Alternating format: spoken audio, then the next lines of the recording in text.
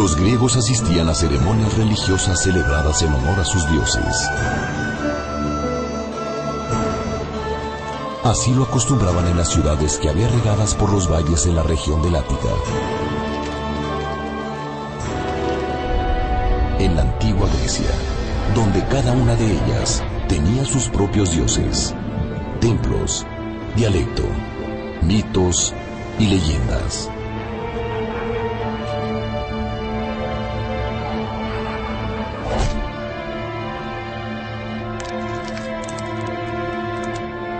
Durante estas ceremonias, los griegos consagraban los hechos sobrenaturales de sus dioses. Descubrían la vida y obra de sus héroes mitológicos y legendarios.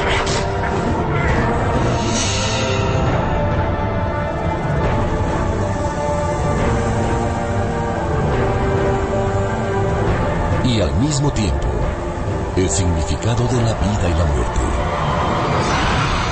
Eran viejas historias con moralejas y enseñanzas espirituales entrelazadas, que aprovechaban para enseñar los principios sobre la lealtad a los dioses, a la familia o al gobierno. Dionisio era el dios del vino y de la vegetación. Les había enseñado a cultivar la uva y transformarla en vino. Era bueno y amable con quienes lo honraban, pero podía ser terrible para quien lo despreciara o se burlara de los rituales.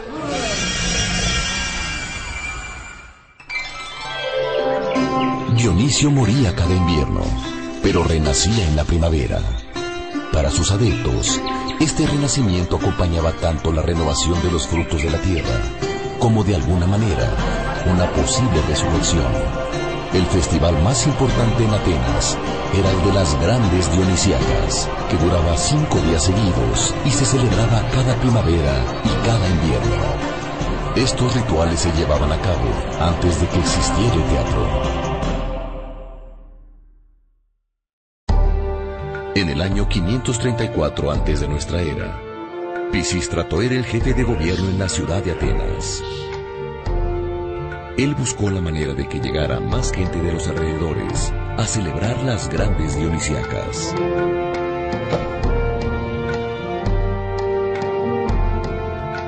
Pisístrato le pidió al poeta Tespis, que era el director del coro del templo de Dionisio, que inventara algo para que las celebraciones fuesen más atractivas.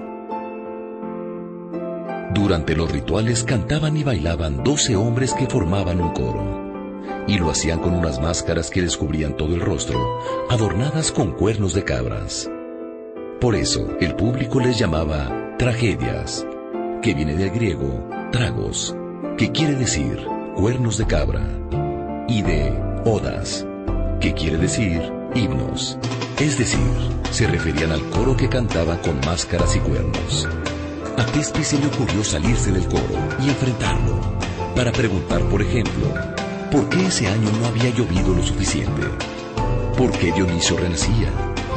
¿Por qué habían sufrido tanto las mujeres de Tebas cuando la ciudad fue sitiada? Con esta decisión, Tespis inventó lo que ahora conocemos como teatro. Él fue el primer actor de la historia, que en su época fueron llamados hipócritas, que viene del griego hipo, que quiere decir máscara, y crites, responder, es decir, los que respondían detrás de la máscara.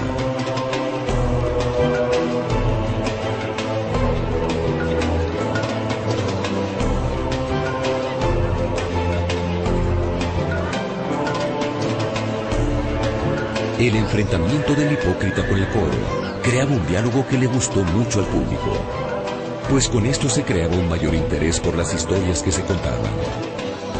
A partir de entonces, se decidió que en cada festival se organizaran concursos entre los poetas para que escribieran sus historias y las pusieran en escena. Así nació la tragedia griega.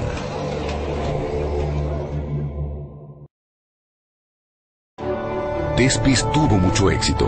Los vecinos de Atenas llegaban en la primavera y el invierno para ver las obras de teatro que se presentaban en las grandes Dionisíacas. También llegaban los poetas de todos lados, con sus obras recién escritas, listas para concursar. Tragedia viene de tragos, que quiere decir cuernos de cabra, y odas, que significa cantos o himnos. Se llamaron tragedias porque así se disfrazaban los que formaban el coro para cantar y bailar frente al público. Las primeras tragedias consistían en los cantos de este coro, que representaba muchas veces al pueblo, a los consejeros o a las mujeres de alguna ciudad arrasada, como Tebas y Troya. Otras veces representaban a deidades como las furias o las suplicantes. El coro estaba formado por 12 hombres que cantaban y narraban alguna historia, mientras eran enfrentados por un actor o hipócrita, que representaba a otro de los dioses o de los héroes mitológicos y legendarios, vivos o muertos, que se atrevían a discutir con el coro. Al compartir el sufrimiento que veía en escena, el público podía desahogarse en una especie de purga de emociones, viendo cómo sus dioses y héroes sufrían más que nadie. Ellos se podían sentir un poco aliviados. A través del sufrimiento desmedido de sus héroes, el público conocía el sentido de la vida en su condición excepcional y comprendía que, tarde o temprano, la vida termina con la muerte. Había nacido la tragedia, y con ella la catarsis o purga espiritual, con la que el público se desahogaba. Este fue, en pocas palabras, el origen de la tragedia.